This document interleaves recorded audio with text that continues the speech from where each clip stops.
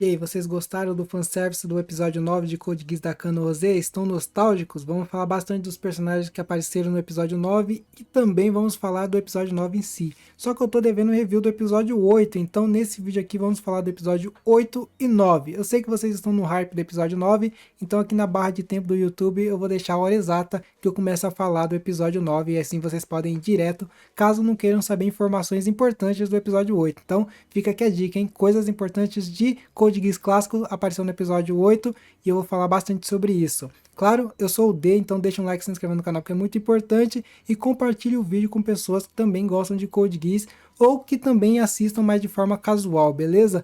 Bora falar então do começo do episódio 8, que é o Kristoff trazendo as informações para o Norland, né? Ele fala, ó, capturei a Sakuya, ela tem o poder do Geass, só que o Norland fala, foda-se, eu tô focado na guerra, e ele tá preparando um ataque à base da resistência, né? Em tela, como vocês podem ver, a gente vê dois personagens importantes para o episódio 8, que é o Kristoff e o Arnold, né? Dois personagens principais para a trama desenrolar nesse episódio para dois personagens diferentes. Vamos falar sobre isso mais para frente, porque na sequência de cena a gente tem a Sakuya presa na base de Scissorman, onde o Christopher faz suas pesquisas e onde vai ter o ataque mais para frente também, né? Então é um lugar bastante importante e a gente vê onde a Sakuya está sendo mantida presa. A gente vê o ataque do Norland à base da resistência e nisso a gente vê uma guerra de velhos amigos, né? Arnold contra Ash parte 2, se eu não me engano. Não, parte 3, porque a parte 1 foi quando o Arnold perdeu e virou esse cyborg. A parte 2 teve um trechinho de uma luta e essa aqui é a parte 3 dos dois lutando de novo, né? Só que essa luta a gente teve mais informações do que a luta em si e eu vou falar mais pra frente, porque teve uma luta que eu queria ter visto mais, né? Catherine vs Haruka é uma luta que infelizmente saiu no episódio errado. Esse episódio foi bastante importante pro Ash e também pra Sakuya, e aí essa luta que tem dois mechas muito maneiro foi deixada de lado e quase não tivemos cena. Eu quero ver uma parte 2, uma parte 3 dessas duas brigando, porque foi umas coreografias maneiras, o mecha da Catherine é da hora, e eu quero ver mais sobre essas duas, beleza? Fica aqui meu pedido de, por favor, Code Geass, faça uma luta de Catherine versus Haruka de novo, pelo amor de Deus. Seguindo, a gente tem o Kristoff contando um pouco sobre como ele conseguiu anular o Geass que a Sakuya usou nos personagens durante os outros episódios, né? Que ela invadiu a base, teve o cara no estacionamento, enfim. O Kristoff com aquele fura-olho que a gente descobriu depois que era o Arnold, ele descobriu uma forma de anular o Geass que foi através de dispositivos eletrônicos usando a voz da Sakuya. Isso quer dizer o quê? A primeira informação importante, que sempre foi possível revogar uma ordem do Geass, só bastava ter os acessórios entre aspas certo, e isso foi usado pelo Kristoff nessas cobaias e também mais para frente no Arnold que a gente vai falar depois.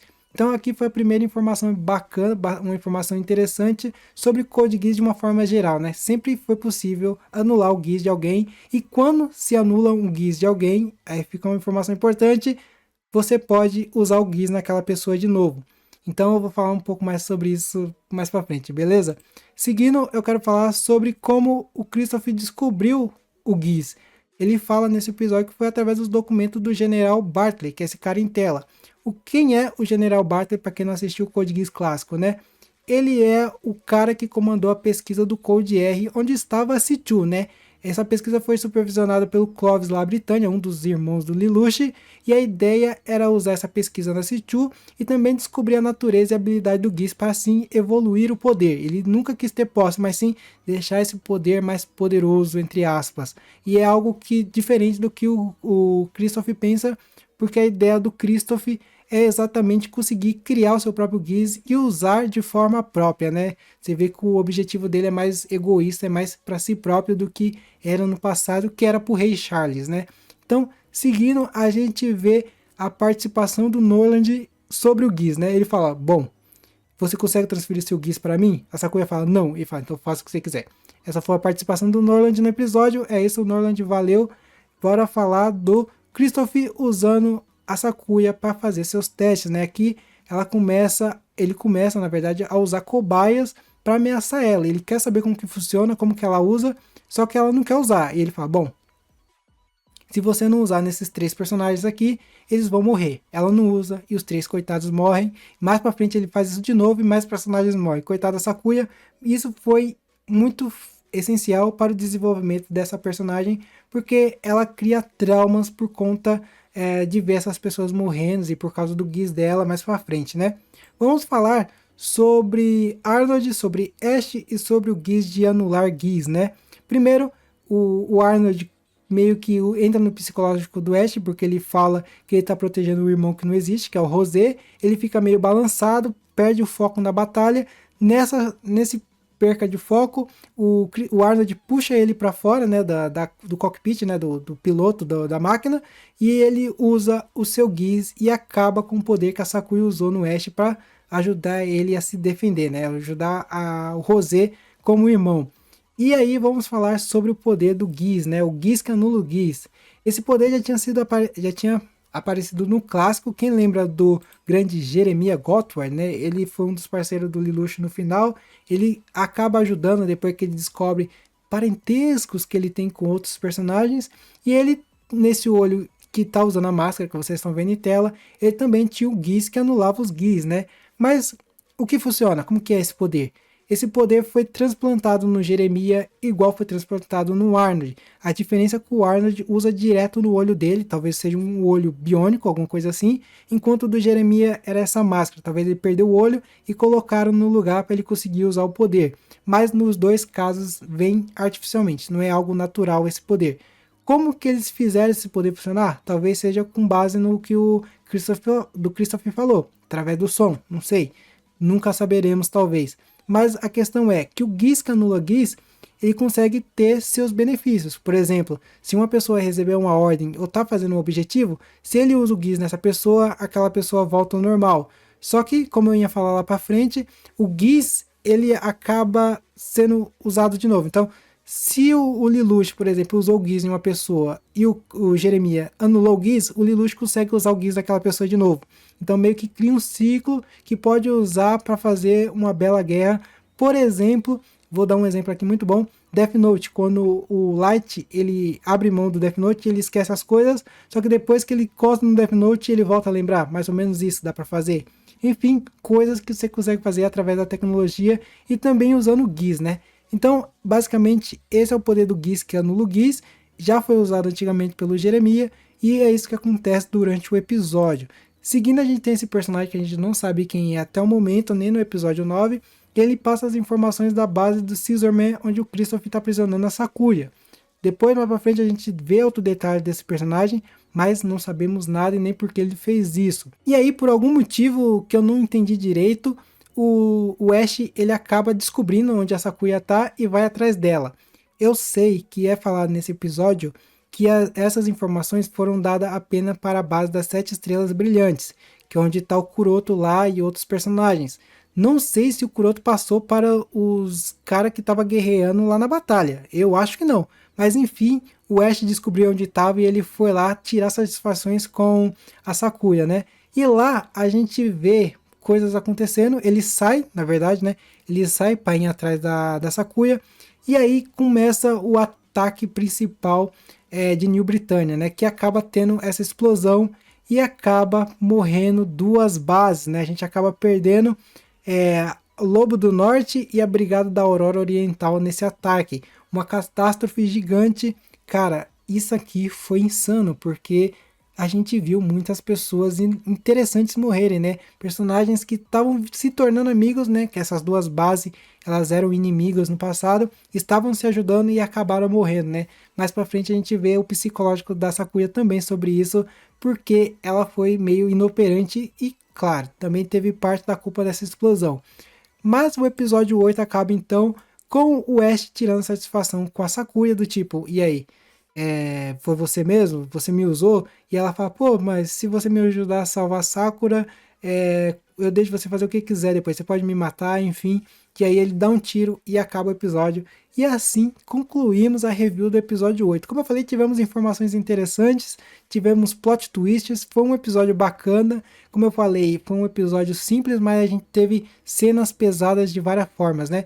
Cenas que acabaram com o psicológico dos personagens principais e também de coadjuvantes, que vai ser muito importante, e seria muito importante para o episódio 9, mas eu vou falar porque não foi. A gente começa a review do episódio 9 com Sakura. Ela está determinada a criar uma paz entre os japoneses e a New Britânia, coitada, iludida, lá fazendo seu esforço, recebendo um cafezinho pra nada, né? A gente sabe que ela é uma fantoche, ninguém liga pra ela, e isso nunca vai ir pra frente. A gente vê várias cenas acontecendo, inclusive eu faço as reviews dos episódios aqui, cena a cena, conforme passa o episódio. Só que no episódio 9 eu fiz uma mudança, porque eu quis falar diretamente da Sakura. Lá, essa cena que vocês estão vendo acontecem depois, só que eu quis colocar junto porque é quase que sequência, né? As duas cenas acontecem iguais, porque ela pede pra Catherine, tipo, olha, você poderia entregar esses papéis aqui para alguém aí que eu esqueci o nome? E ela fala, não, porque dá muito trabalho. Ela fala, então eu vou. E aí a Catherine puxa uma arma e mira pra ela. E aí elas têm uns diálogos muito maneiro, que é sobre uma pessoa ser oprimida e discutirem sobre o que é força, né? Só porque a Catherine tem uma arma apontada para ela, ela é mais forte? Ou é a força de vontade de alguém? Como que funciona a base de uma resistência? Como que funciona a base de um comando de uma cidade, de um país? Enfim, esse discurso que a Sakura tem com a Catherine foi muito da hora, no sentido do tipo, os japoneses estão sendo oprimidos aqui, como vocês estão me oprimindo, só que isso quer dizer que vocês são fortes, ou isso quer dizer que vocês só têm poder. Então, é uma discussão muito bacana que acontece entre as duas, e aí a Catherine começa até a ter um flashback do passado dela, eu acho, talvez outra personagem que mude de lado no futuro, mas aqui a gente não ficou muito claro quem era a criança, né? Só acho que foi um flashback por parte dela. Seguindo, a gente tem os traumas da Sakuya, né? Nesse momento aqui morreu mais dois personagens por causa dela. O Christopher tá ameaçando, ó, faz o que eu te falei, usa o Giz que eu te deixo viver. E quando ela decide, fala, beleza, então eu vou usar o Giz, o que que acontece? Aparece o Ash, né, porque ele tinha ido embora, e deu o tiro, foi embora, e dá aquela esmagada no Christopher, uma mãozada, e ele pega e fala, bom, eu não vou tolerar o que você fez, eu ainda tô magoado, mas eu confiava muito no seu pai, então eu vou continuar te protegendo. E assim, ela vai usar o Geass no Christopher e o Christopher dá uma balada na cabeça. É o segundo personagem que se mata no Code Geass da Kano Rosé. É algo que se mata com um tiro na cabeça. Pior é isso. Então é algo que a gente vê que eles não aceitam ser controlados. New Britânia foi criado esse país para serem independentes através de qualquer coisa, através até da vida deles. Olha que pesado que é New Britânia e o pensamento deles.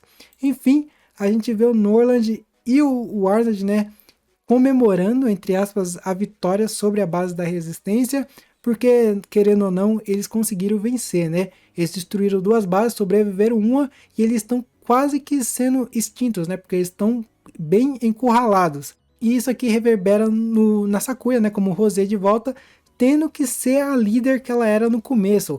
Ela tá toda destruída, ela não tá nem acreditando no que ela fez, morreu pessoas, ela não sabe mais como que ela usa o Giz, se ela é uma pessoa importante, enfim, ela tá tendo uma crise existencial e ela é forçada no meio de uma guerra a se controlar. E isso aqui é muito pesado. Como eu falei, o que aconteceu no episódio 8 foi tudo para desenvolver o trama da Sakuya, né? E foi um belo desenvolvimento, porque a gente vê que ela tá desmoronada por tudo o que aconteceu. Ela era muito confiante, só que quando ela foi pega em ação, ela não soube mais o que fazer. E a gente vê que ela passa quase o episódio inteiro se lamentando e querendo desistir. Mas, voltando a falar aqui do Norland, ele quer agora a paz. Ele manda a Nara aqui e fala, ó, vai lá na Federação Unida das Nações e tenta negociar a paz, porque a gente não quer mais guerra. Ele meio destruiu a resistência mesmo, mas aqui tem um plano por trás que a gente não ficou muito claro do que ele quer ainda, mas ele está enrolando as Nações Unidas, né, como que ficou chamado.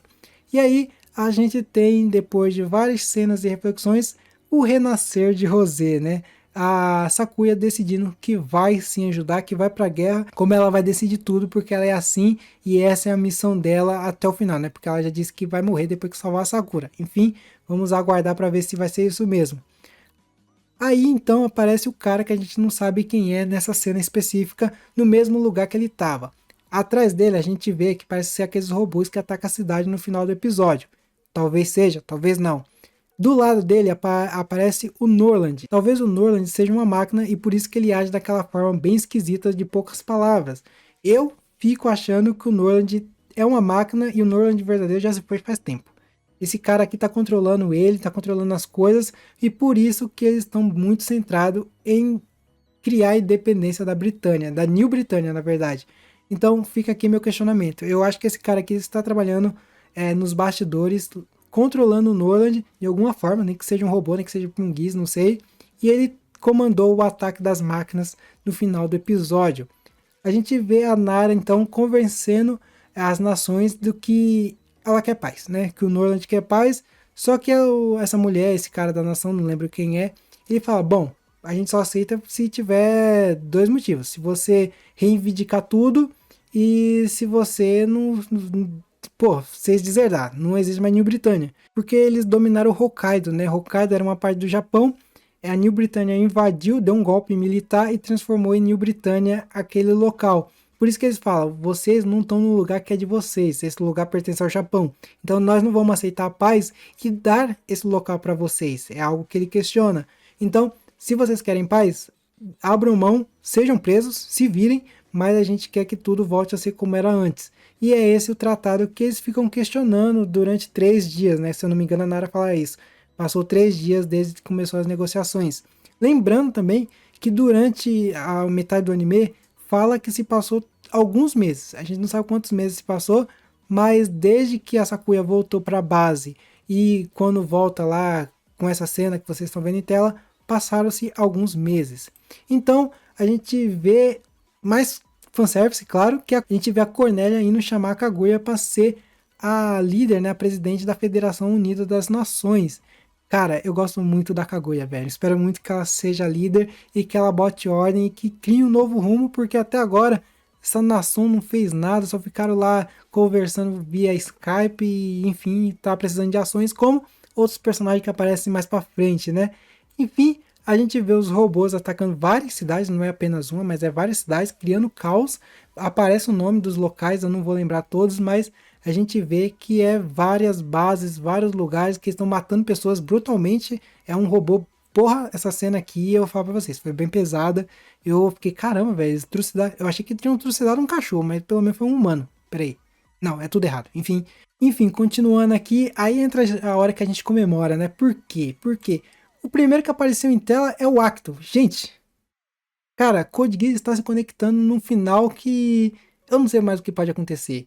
Apareceu o Acto aqui, eu já fiquei, caramba, velho, eu vou ter que fazer vídeo sobre Code Geass do Acto agora. Enfim, fica aqui a pergunta, vocês querem ver vídeos sobre os spin-offs? Escrevam aqui nos comentários. Mas eu fiquei muito hype pra ver, caramba, velho, eu nem lembrava mais dele e ele apareceu em tela. Não só ele, como a gente viu finalmente o Zero. Quem tava falando, mano, cadê o Suzaku nessa temporada que não aparece? Ele tá lá, carregando a Nuna ali para os eventos e tudo mais.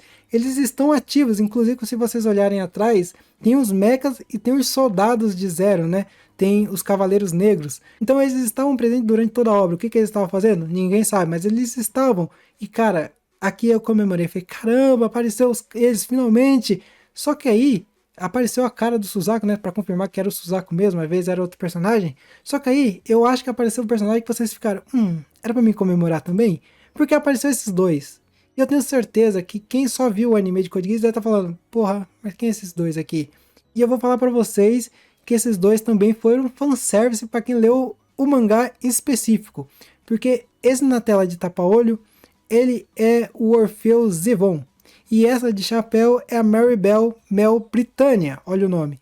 E os dois aparecem em Code Geass Oz The Reflection, um mangá spin-off também, contando histórias paralelas do universo de Code Geass. Então a gente teve 3 fanservices bonitos de Code Geass no final do episódio 9, criando aquela trama para o final da temporada, né? Lembrando que falta poucos episódios para acabar o anime.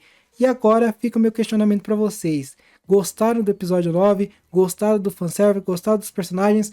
Gostaram do episódio em si? Escrevam tudo aqui nos comentários, porque eu tô bastante feliz, digamos assim. Eu não gosto muito de fanservice, mas ver personagens legais, ver personagens que eu nem lembrava que existia, criando uma trama, juntando tudo, é bem legal. Não é aparecer o Suzaku e o Lelouch, que é coisas óbvias. É aparecer personagens que a gente não dava nem bola. Então, fica aqui o meu agradecimento a Code Geass por fazer essa temporada aqui e me entreter durante vários momentos, inclusive criando vídeo aqui para vocês, beleza? Então é isso, pessoal, espero que vocês tenham gostado da review de Code Geass. Essa foi a review do episódio 8 e 9, espero que vocês tenham gostado. Como sempre, deixa o like, se inscreva no canal que é muito importante. E até a próxima, falou!